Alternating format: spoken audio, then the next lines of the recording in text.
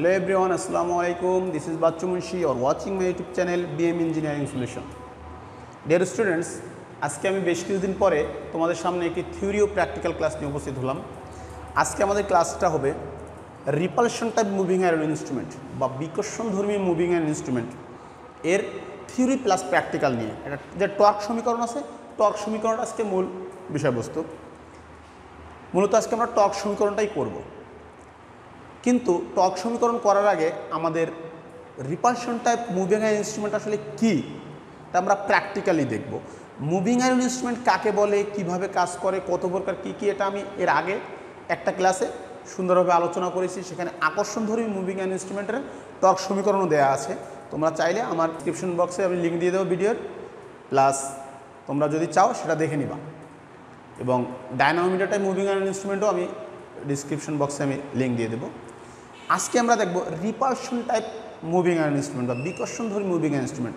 So dear students, তোমাদের আমি theoretical বোঝানোর আগে প্রকৃতপক্ষে রিপালশন টাইপ মুভিং আয়রন ইনস্ট্রুমেন্টের গঠন কী এবং কীভাবে কাজ করে এটা আমি তোমাদের প্র্যাকটিক্যালি দেখাচ্ছি। ওকে, ও যন্ত্রাংশগুলো আসলে কোনটা সে বিকর্ষণ করে, এই জিনিস যন্ত্রাংশগুলো আমি প্র্যাকটিক্যালি দেখি, তারপরে আমি টর্ক সমীকরণ যাচ্ছি। Okay, so let's get started.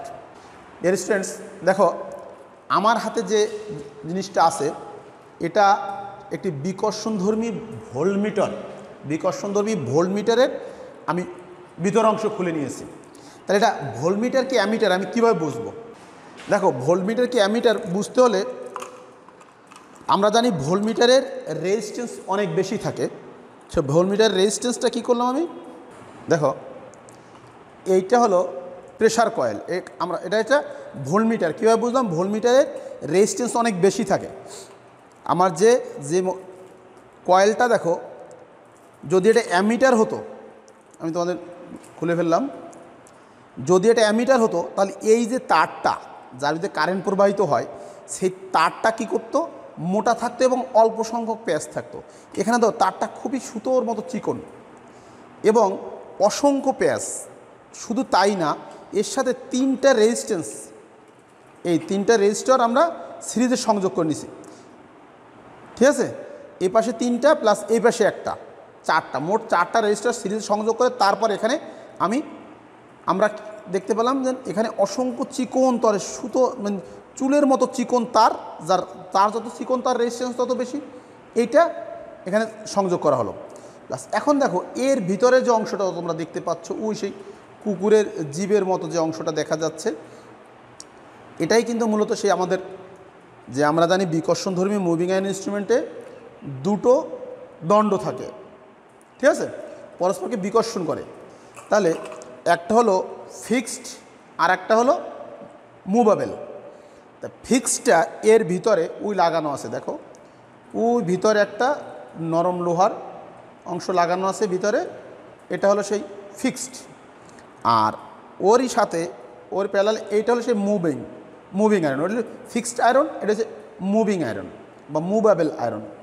এই মুভেবল আয়রনের সাথে কি আছে, আমার স্পিন্ডেল লাগানো আছে। দেখো এই মুভেবল আয়রনের সাথে স্পিন্ডেল, প্লাস এই স্পিন্ডেলের সাথে কিন্তু পয়েন্টার, স্পিন্ডেলের এই মাথায় পয়েন্টার। যদি এই মুভেবল আয়রনটা যে কোনো কারণে এটা মুভ করে, তাহলে এর মাথায় এইখানে মূলত পয়েন্টার থাকে। ঠিক আছে, এর এই মাথায়, এই পাশে এই মাথায় পয়েন্টার, আর এটা জাস্ট ওর ব্যালেন্স করার জন্য এখানে একটু রাং দিয়ে ওয়েট বাড়ানো হয়েছে, আর কিছু না। এখন এই মুভেবল আয়রনের সাথে এখানে স্পিন্ডেল লাগানো আছে। তাহলে এটা কাজটা করে কীভাবে, দেখো আমি এটা খুলে ফেলছিলাম। এইটা থাকে এর ভিতরে, আমি এটা হাতে নিয়ে দেখাচ্ছি। আমাদের এই যে ফিক্সড আয়রন, এর ভিতরে জাস্ট এটা এরকম সংযোগ করা থাকে। এখন যখন এই কয়েল দিয়ে কারেন্ট প্রবাহিত হয়, কারেন্ট প্রবাহিত হলে এটা ভোল্টমিটার, ভোল্টেজ আনুপাতিকারে এখানে কারেন্ট প্রবাহিত হয়। কারেন্ট প্রবাহিত এখানে চুম্বক ক্ষেত্র সৃষ্টি হয়। এই চুম্বক ক্ষেত্র যখন এই যে ফিক্সড আয়রন প্লাস এই মুভিং আয়রন, এই দুটোর মধ্যে দিয়ে প্রবাহিত হয়। প্রবাহিত হলে আমরা জানি কি, যে কোনো চুম্বকের কাছে যদি কোনো লোহা আনা হয় তাহলে ওর বিপরীত মোড় তৈরি করে ফেলে। যেহেতু এই চুম্বকের কাছে এইটা প্লাস এইটা একই সাথে আনা হয়, একই কাছাকাছি, দুটোকে একই মেরু একই পোল তৈরি করে। এটাও যে পোল হয় এটাও সেই পোল হয়, তা পরস্পর আবার একই মেরু হলে কী হয়, পরস্পরকে বিকর্ষণ করে। তাহলে এ আর এ কখনো একই অ্যাঙ্গেল থাকে না, আলফা ডিগ্রি অ্যাঙ্গেলে থাকে। যখন এর ভিতরে কারেন্ট প্রবাহিত হয় তখন চুম্বক হয়, একই চুম্বক হওয়ার কারণে এ যেমন সরে যায় কারেন্টের আনুপাতিক হারে। কারেন্ট যত বেশি হয় তত দূরে সরে যায়, দূরে সরে গেলে কী হয়, এই পয়েন্টারটা পাট দেয়, তত বিক্ষেপ দেয়। ও দাঙ্গিত স্কেলের উপরে পয়েন্টার এরকম ঘুরলে আমরা ওটা মান আকারে পাই। এটা অ্যামিটার হতে পারে, ভোল্টমিটার হতে পারে। অ্যামিটারের বেলায় সামান্য কয়েকটা প্যাচ থাকবে, মোটা তার থাকবে, আর ভোল্টমিটারের বেলায় অসংখ্য চিকন তার থাকবে। দেখো চিকন তার, অসংখ্য তার, প্লাস এর সাথে রেজিস্ট্যান্স বৃদ্ধি করার জন্য আরও কয়েকটি রেজিস্ট্যান্স সিরিজে সংযোগ করে দেওয়া থাকে ভোল্টমিটারের কয়েলের সাথে। ওকে, সো এটাই হলো আমাদের মূলত ভিতরের অংশ, যেটা একটা বিকর্ষণধর্মী মুভিং আয়রন ইনস্ট্রুমেন্টে কীরকম থাকে। এই হলো সেই ভিতরের ফিক্সড কয়েল, ফিক্সড আয়রন, আর হচ্ছে মুভিং আয়রন। এটা পরস্পর একই মেরু হওয়ার কারণে এটা একে অপরকে বিকর্ষণ করে, ঠেলে দূরে দেয়, তাই আমরা পাট পাই। সো ডিয়ার স্টুডেন্টস, এবার আমরা দেখব কিভাবে এই মিটারটা কাজ করে, তার টর্ক সমীকরণ। ওকে স্টুডেন্টস, আমরা এতক্ষণ দেখলাম একটা বিকর্ষণধর্মী মুভিং আয়রন ইনস্ট্রুমেন্ট, বিভিন্ন যন্ত্রাংশগুলো, ওটা মূলত কীভাবে কাজ করে। দেখো কী করলাম, এইটা মনে করি সে আমার কয়েল, যে ফর্মাটার উপরে, যে বৃত্তাকার ফর্মাটার উপরে কয়েল পেছানো আছে, এই সেই কয়েল আমরা মনে করতেছি এইগুলো সেই কয়েল। এখান থেকে কারেন্ট ঢুকে এখান থেকে বের হবে, এখান থেকে ঢুকলো মনে করো, এখান থেকে বের হলো, এই সে আমার কারেন্ট প্রবাহের দিক নির্ণয় করলাম। এই তাহলে এখানে আমাদের ফিক্সড আয়রনটা এরকম এক জায়গায় আছে, আর এর থেকে কিছু দূরে এইখানে আছে আমার সেই স্পিন্ডিল। এইটা কিসে, আমার সেই এইখানে আছে আমার সেই মুভিং আয়রন, আর এটা হলো সেই ফিক্সড আয়রন। তাহলে fixed iron are moving iron ওখানে আছে। এখন দেখো এই মুভিং আয়রনটা এই বিকর্ষণের ফলে একটা জায়গায় স্থির রেখে কি ঘুরতে চাইবে, এই মুভিং আয়রনটা কী করবে, ও একটা জায়গায় স্থির রেখে বিকর্ষণের ফলে এরকম ঘুরবে, এরকম একটা থিটা ডিগ্রি কোণে অ্যাঙ্গেলে ও ঘুরবে। এখন এই যে টোটালটা ঘুরে আসে একটা বৃত্ত। সো ডিয়ার স্টুডেন্টস, দেখো আমরা এতক্ষণ দেখলাম ওর যন্ত্রাংশগুলো, এবার আমরা সমীকরণের দিকে আসি। সমীকরণের দিকে আসতে গেলে কী হবে, আমার এই একটা সেই ফিক্সড আয়রন ধরলাম, আমার যে দুটো আয়রন, এটা ধরলাম এ আয়রন, এর থেকে ডি দূরত্বে আর একটা আয়রন আছে মুভিং আয়রন, এটা হচ্ছে বি ধরলাম। এর থেকে ডি দূরত্বে, 1 থেকে 8 দূরত্ব ডি। এখন ওই কারেন্ট কয়েলে কারেন্ট প্রবাহের ফলে, একই কারেন্ট প্রবাহের ফলে একই চুম্বকতার এই দুটোর মেরু শক্তি, যেটা আমরা বলি মেরু শক্তি, একটা এইটা ধরলাম M1, এ নং আয়রনের মেরু শক্তি M1, বি নং আয়রনের মেরু শক্তি M2। এখন এর বিকর্ষণের ফলে এ যেহেতু স্পিন্ডেলের সাথে আছে, তাহলে দেখো এরকম ঘুরবে। ডিয়ার স্টুডেন্ট, দেখো যেহেতু বিকর্ষণের ফলে এটা এরকম ঘুরবে, তাহলে একটা বৃত্ত কল্পনা করি, যে একটা স্পিন্ডেলকে কেন্দ্র করে মুভিং আয়রনটা একটা বৃত্ত কমপ্লিট করছে। একটা বৃত্ত কল্পনা করলাম, বৃত্তের কেন্দ্রে এখানে 0 বিন্দু বা ও বিন্দু ধরি। এই ও বিন্দুতে কে অবস্থান করছে, ও বিন্দুতে অবস্থান স্পিন্ডেল। এর থেকে একটা নির্দিষ্ট দূরত্বে আছে কে, আমাদের সেই মুভিং আয়রন। এখন এই মুভিং আয়রন থেকে এইটা আমার ফিক্সড কয়েল ধরি, আমি কি ফিক্সড আয়রন, এটা ধরলাম ফিক্সড আয়রন। এখান থেকে মুভিং আয়রনটার দূরত্ব স্বাভাবিক ক্ষেত্রে আলফা ডিগ্রি থাকে। স্বাভাবিক ক্ষেত্রে কত থাকে, আলফা ডিগ্রি থাকে। যখন এই কয়েলের ভিতরে কারেন্ট প্রবাহিত হয় তখন বিকর্ষণের ফলে এ আরও থিটা ডিগ্রি কী হয়, ঘুরে যায়। তাহলে এ কী হলো, আরও থিটা ডিগ্রি বিক্ষেপ দেয়। তাহলে এই টোটালটার দূরত্ব কি, আলফা প্লাস থিটা। এখান থেকে এর দূরত্ব, এখন এই যে দূরত্ব টোটাল এ, আর এইখান থেকে এইখানে দূরত্ব, আমি এটা যদি এ ধরি, এটা আমি বি ধরতে পারি, তাহলে এইখান থেকে এর দূরত্ব হলো ডি। কোনটু, এ থেকে বি এর দূরত্ব ডি। আর ফিক্সড কয়েল থেকে স্বাভাবিক ক্ষেত্রে যখন কোনো পার্ট দেয় না তখন আলফা ডিগ্রি দূরত্ব থাকে, আর যখন পার্ট দেয় তখন আরও থিটা ডিগ্রি বিক্ষেপ দেয়। টোটালটা বৃত্ত কমপ্লিট করব। যদি এটা 360 ডিগ্রি ঘুরতো তাহলে একটা বৃত্ত হতো, আমি কল্পনা করলাম। তাহলে এইটা যেহেতু বৃত্তের কেন্দ্র, তাহলে এইটা আমরা আর বলতে পারি না, বৃত্তের ব্যাসার্ধ বলতে পারি। এইটুকু বৃত্তের ব্যাসার্ধ, এটাও সেই আর। তাহলে ও এ একটা আর, ও বি একটা আর, এটা সেই বি। ঠিক আছে, এখন আমি কি করব, এই যে বৃত্তটাকে আমি ছোট করে এইখানে ত্রিভুজে কনভার্ট করব। এই বৃত্তটাকে ত্রিভুজে কনভার্ট করে তার উপরে আমি সমীকরণ করব। ওকে, এটা ধরি ও এ বি, আর এদের এই এ থেকে বি এর দূরত্ব হলো ডি। ঠিক এই বৃত্তের মাঝখান থেকে সমান দুই ভাগে ভাগ করে ফেললাম। এই দুজনের দূরত্ব আলফা প্লাস থিটা। তাহলে এইটুকুর মাঝখান থেকে ভাগ করলে এটা কী হবে, আলফা প্লাস থিটা বাই 2। এটারও সমান দুই ভাগ করে ফেলে alpha plus theta by 2। So dear students, I just এই ত্রিভুজ অংশটাকে এখানে সাইড করলাম, কারণ আমি এই সাইডে সমীকরণ করবো এই জন্য। এখন আমি এটা ত্রিভুজে কনভার্ট করলাম। ওকে, এ কিন্তু আর, এটাও সেই আর, এটাও সেই আর। আর এইটা আমি এ ও বিকে সি বিন্দুতে বিভক্ত করলাম, এ বিকে সমান দুই ভাগে ভাগ করে ফেললাম। তাহলে এ একটা অ্যাঙ্গেলের সৃষ্টি হলো আলফা প্লাস থিটা বাই 2, এটা অ্যাঙ্গেলের সৃষ্টি হলো আলফা প্লাস থিটা বাই 2। ওকে, এখন আমি কীভাবে সমীকরণটা করবো সেখানে যাচ্ছে। আমি এটা মুছে দিলাম, জাস্ট এইটুকু রাখলাম। তোমরা অঙ্ক করার সময় তিনটাই রাখতে পারো, অথবা এই দুটো রাখলেও সমস্যা নেই, তিনটে রাখাই উত্তম। তাহলে আমরা প্রথম অঙ্কটা শুরু করব কিভাবে। ওকে, শুরু করবো এরকম, বা repulsion type moving iron instrument, repulsion type, সংক্ষেপে লিখলাম, মধ্য দিয়ে আই কারেন্ট প্রবাহের, এই যে আমার যে কয়েল কারেন্ট এটা আছে, আয়রন দুটির মেরু শক্তি M1 ও M2 এর সৃষ্টি হয়। কি বললাম, যে এই যে আমাদের কারেন্ট কয়েল,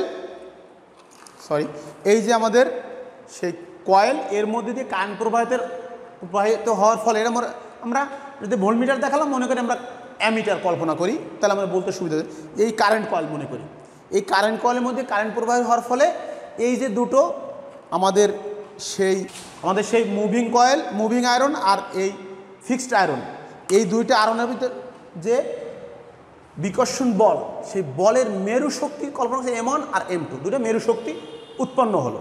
ঠিক আছে, এরা একে অপর থেকে স্বাভাবিক অবস্থায় আলফা ডিগ্রি থাকে, যখন বিক্ষেপ তখন থিটা ডিগ্রি সৃষ্টি হয়।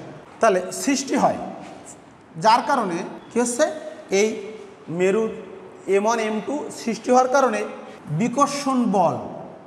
বিকর্ষণ বলকে F কাজ করায় থিটা ডিগ্রি কোণের, সেই থিটা ডিগ্রি কোণের সৃষ্টি হয়। তাহলে কি স্বাভাবিক অবস্থায় কিন্তু আলফা ডিগ্রি ছিল, এ দুটো একটা থেকে একটা আলফা ডিগ্রি অ্যাঙ্গেল ছিল, আবারও এই এফ কাজ করা থিটা ডিগ্রি কোণের সৃষ্টি হলো। এই একটা আয়রন নাম এ আর একটা আয়রন বি, সবসময় এরা এ বি কি ডি দূরত্বে অবস্থা এখন সৃষ্টি হয়। এই বিক্ষিপ্ত অবস্থায় বা আয়রন দুটির মধ্যবর্তী দূরত্ব কত, এ বি সমান সমান ডি হয়। যখন বিক্ষেপ দিল তখন এই এ আর বির দূরত্ব কত, ডি। এখন আমি ত্রিভুজে যাব। ওকে, আমি ডিস্টেন্স, আমি ত্রিভুজ যাওয়ার জন্য আমি কী করছি, এটা মুছে দিচ্ছি পর্যায়ক্রমে লেখার জন্য। এইটা যে সে ব্যাসার্ধ ছিল, আগে বলছিলাম এটা কিন্তু ব্যাসার্ধ আর হচ্ছে কি ব্যাসার্ধ। ঠিক আছে, এখানে ঘূর্ণন অক্ষের ব্যাসার্ধ ও এ সমান সমান ও বি সমান সমান কি আর। এই থেকে এই ও এ সমান আর, ও বি সমান সমান। তাহলে এখন দেখো আমরা কি করতে পারি, এই যে একটা ত্রিভুজ, আমি এই ত্রিভুজটাকে সমান দুই ভাগে ভাগ করে দুটো ত্রিভুজে কনভার্ট করে ফেললাম। এই উপরে একটা ত্রিভুজ, নিচে একটা ত্রিভুজ, যে কোনো একটা ত্রিভুজের ক্যালকুলেশন করে আমি বাকি অংশের কাজ করতে পারবো। তাহলে আমি ও এ সি এই ত্রিভুজটা আমি কল্পনা করি। তাহলে ও এ সি আমি একটা ত্রিভুজ কল্পনা করলাম। ওকে, সরি আমার একটা ভুল গেছে কথায়, ডিয়ার স্টুডেন্ট তোমরা একটু কারেকশন করে নিও।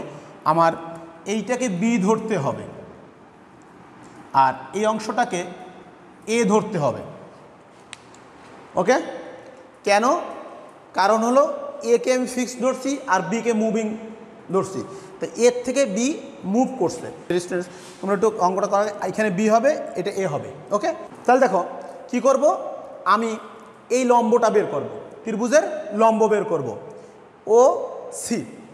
তাহলে ও সি সমান সমান, এখন আমি কি ত্রিভুজ ও বি সি এর লম্ব, ত্রিভুজ ও বি সি এর লম্ব বের করবো। তাহলে লম্ব সমান সমান কি আমরা জানি, কি লম্ব সমান অতিভুজ ইন্টু সাইন থিটা। লম্ব সমান আমরা কি জানি, অতিভুজ ইন্টু সাইন থিটা, এটা আমাদের কি মূল সূত্র। দেখেন অতিভুজকে, এই ত্রিভুজটার অতিভুজকে ও বি সমান সমান আমরা লিখতে পারি কি ও বি সাইন থিটা মানে কি আলফা প্লাস থিটা বাই 2, তাহলে আলফা প্লাস থিটা বাই 2 সমান সমান ও বি সমান সমান কি আর, তাহলে লিখলাম R sine alpha plus theta by 2। Clear? তা আমি কি পেলাম, বিসির মান পেয়ে গেলাম, তাই না?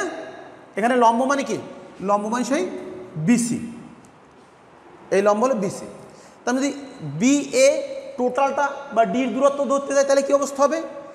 এখন তাহলে আবার ডি সমান সমান, ডি সমান সমান কি বি এ, এই থেকে এর দূরত্ব, তাহলে এর দ্বিগুণ, তাহলে বি এর সমান আমরা 2 বিসি লিখতে পারি। ওকে, তা 2 বিসি, তাহলে বিসি মানে কি R sine alpha plus theta by 2, এটার সমান সমান আমি 2 into R sine alpha plus theta by 2 এটা লিখতে পারি। যে ডি সমান সমান এ বি, এটার দূরত্ব সমান সমান কি ডি ধরছি আমরা, তাহলে R sine alpha plus theta by 2 গুণ 2। ওকে, তাহলে আমরা এই থেকে এর দূরত্ব পেয়ে গেলাম। এখন ত্রিভুজ ও বি সি এর ভূমি লম্ব পেয়েছি, তো ভূমিটা মানটা বের করতে হবে আমাদের, অতিভুজ তো আর আসেই, তাহলে ভূমি ত্রিভুজ ও বি সি এর ভূমি, তাহলে ভূমি সমান কত দেখো, আমরা জানি কি ভূমি সমান অতিভুজ কস থিটা, ভূমি সমান কি অতিভুজ ইন্টু কস থিটা, হচ্ছে মূল সূত্র। তাহলে ভূমি এখানে কে, ভূমি হচ্ছে ও সি সমান সমান অতিভুজকে হচ্ছে ও বি, আর কস থিটা মানে কি আলফা প্লাস থিটা বাই 2, তা ও বি সমান সমান কি R cos alpha plus theta by 2।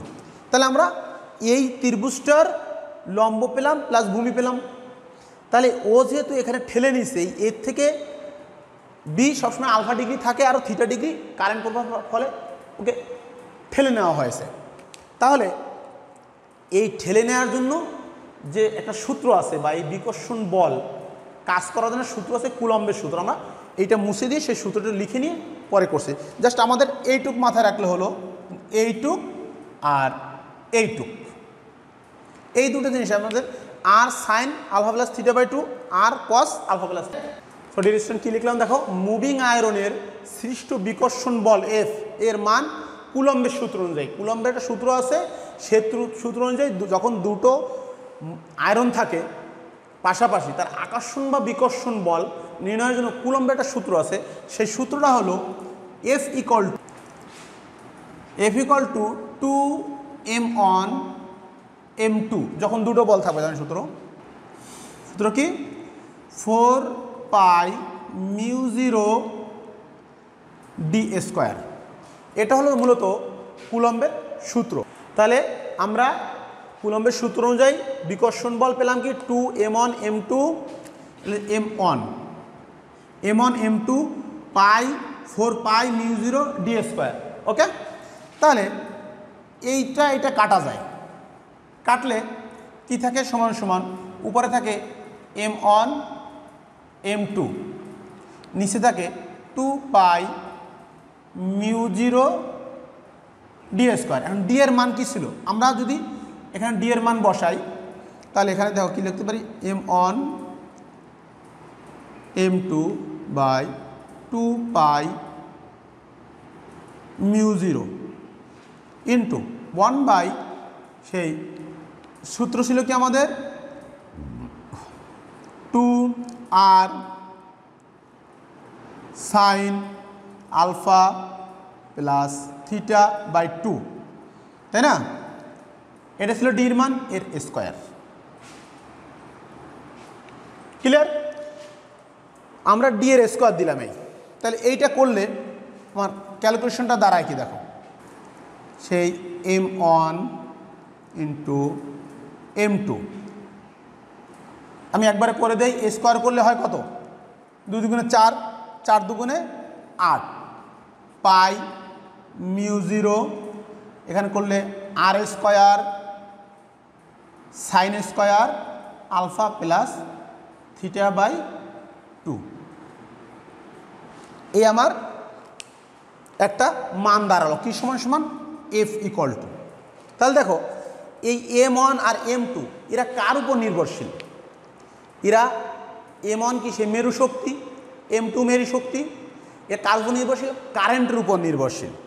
এক্ষেত্রে আমি একটু এটা মুছে দিচ্ছি তোমাদের সাইড নোট করার জন্য। তাহলে দেখো আমরা কি বলতে পারি যে m1 সমানুপাতিক I, তাই না? তাহলে বা m সমান সমান কে আই লিখতে পারি। কে এর মান আমি 1 যদি ধরি তাহলে m ইকুয়াল টু বা m1 ইকুয়াল টু I ধরতে পারি। আবার m2 সেই একই কারেন্ট দ্বারা প্রভাবিত হয় না, যেহেতু একই কারেন্ট প্রবাহের ফলে দুটো জায়গায় একই মেরু শক্তি উৎপন্ন হয়, তাহলে এখানে এরকম আমি বা m2 ইকুয়াল টু সমান সমান কে এম ধরতে I ধরতে পারি, বা m2 ইকুয়াল টু সমান সমান শুধু I ধরতে পারি। তাহলে আমরা বলতে পারি যে m1 সমান সমান I এবং m2 সমান সমান I, এবং সেটা আমি এখানে বসাই। অতএব f ইকুয়াল টু আমি কি বসাতে পারি, f সমান সমান I into I by 8 pi mu zero R square sine square alpha plus theta by 2 লিখতে পারি। তা আমি এটাকে তুলে নিয়ে গেলাম এখানে, বা এফ সমান সমান আমি কি এই দুটো গুণ করলে আমার আসে আই স্কোয়ার ইন্টু, মেয়েদের সামনে ইনভার্স আকার লিখছি, 1 by 8 pi mu zero R square sine square alpha plus theta by 2। এখন আমরা কি বলতে পারি যে এটা গেল আমি কি বিকর্ষণ বল পেলাম, তখন আমরা বিক্ষেপ বল বের করবো, ঠিক আছে, সে ডিফ্লেক্টিং টর্ক। তাহলে বিক্ষেপ বল সমান কি টিডি সমান কি বল গুণ লম্ব দূরত্ব বা বল গুণ দূরত্ব। বলকে টিডি সমান আমরা জানি কি বল গুণ দূরত্ব। কোন দূরত্ব? সেই 0 থেকে কত দূরে ছিল, এই আমার সেই যে 0 থেকে সি, এই সেই ভূমি, এই দূরত্বটা বুঝালাম আমি যে স্পিন্ডিল থেকে ওই মুভিং আয়রনের দূরত্বটা। ওকে, তাহলে এটা কি ছিল? ভূমি সমান কি অতিভুজ ইন্টু কস থিটা। তাহলে দেখো বা টিডি সে ডিফ্লেক্টিং টর্ক সমান সমান F into R cos alpha plus theta by 2। তো এফের মান বসাই, এফের মান কোনটা? এইটা I square into 1 by 8 pi mu zero R square sine square alpha plus theta by 2 into K, এখানে মুছে দিলাম, মুছে দেই, সমস্যা নেই, এখন অঙ্ক শেষের দিকে আমাদের, K R cos alpha plus theta by 2। তাহলে দেখো এই আর কাটলে এখান থেকে একটা আর থাকে, তাই না? তাহলে আমরা এটা সুন্দর করে যদি সাজিয়ে লিখি তাহলে লিখতে পারি I square cos alpha plus theta by 2 r 8 pi mu 0 আর একটা আছে এখানে একটা আর থাকবে mu 0 r sine square alpha plus theta by 2 কি সমান সমান এটা টিডি সমান সমান। সো ডিয়ার স্টুডেন্টস দেখো এইগুলোরে আমি টিকে এই আইকে যে আই স্কোয়ার আলাদা রেখে এগুলো কিন্তু কি সব কনস্ট্যান্ট। ওকে, আমি আইকে ফিক্স রাখলাম, এগুলোকে সব কনস্ট্যান্ট রাখতে পারি। দেন এইগুলো সমান সমান কি আমি কে ধরে নিতে পারি। তাহলে আমি কি লিখতে পারি টিডি সমান সমান আই স্কোয়ার কে, বা এরকমও লিখতে পারি দেন কে আই স্কোয়ার, যেহেতু এটা সব কনস্ট্যান্ট তাহলে আমি কি লিখতে পারি টিডি সমানুপাতিক আই স্কোয়ার। ওকে, কীভাবে পেলাম এই যে ধ্রুবক তুলে দিলাম দেখ সমানুপাতিক চলে আসলো। সো এটাই হলো আমাদের সে টক সমীকরণ। সো ডিয়ার স্টুডেন্টস আশা করি তোমরা বুঝতে পেরেছো আমার ক্লাসটা, যদি একটু ঝামেলার অঙ্ক সমীকরণটা, তো আশা করি তোমরা যদি সুন্দরভাবে দেখো বুঝতে পারবা। প্লাস এই যে আমরা পেলাম টিডি সমানুপাতিক আই স্কোয়ার, তার মানে কি এই বিকর্ষণধর্মী মুভিং আয়রন ইনস্ট্রুমেন্টের ডিফ্লেক্টিং টর্ক বা বিক্ষেপ টর্ক কারেন্টের বর্গের সমানুপাতিক। কারেন্টের বর্গের সমানুপাতিক কি এখান থেকে এসি ডিসি উভয় পরিমাপ করা যাবে। তো এসি ডিসি কেন কারেন্টের বর্গের সমানুপাতিক হলো আর কেন এসি ডিসি উভয় পরিমাপ করা যাবে, কারণ আমাদের এই যে জিনিসটা এর ভিতরে কারেন্টের প্রবাহ যেদিকে হোক না কেন সবসময় এই fixed iron are moving iron পরস্পর বিকর্ষণ করবে, কারণ একই মেরু দুই চুম্বকে দুই আয়রনে একই মেরু বা একই চুম্বক সৃষ্টি হওয়ার কারণে এই পরস্পরকে সবসময় বিকর্ষণ করবে, তাই এ দিয়ে এসি ডিসি উভয় পরিমাপ করা যাবে। সো ডিয়ার স্টুডেন্টস ভিডিও আর লম্বা করব না, আমি যতদূর সাধ্য চেষ্টা করেছি তোমাদের সমীকরণটা বোঝানোর জন্য। যদি আমার ক্লাস পেয়ে তোমাদের কোনো উপকার হয়ে থাকে, ক্লাস থেকে শিখে থাকো, তো অবশ্যই আমার চ্যানেলটা সাবস্ক্রাইব করবা, বেশি বেশি শেয়ার করবা। ওকে, আর কমেন্টস করে জানাবো, অবশ্যই কমেন্টস করবা কেমন লাগলো। ওকে, সো আজকে ভিডিও এই পর্যন্ত, hope to see you again. Okay, আল্লাহ হাফেজ, বাই বাই।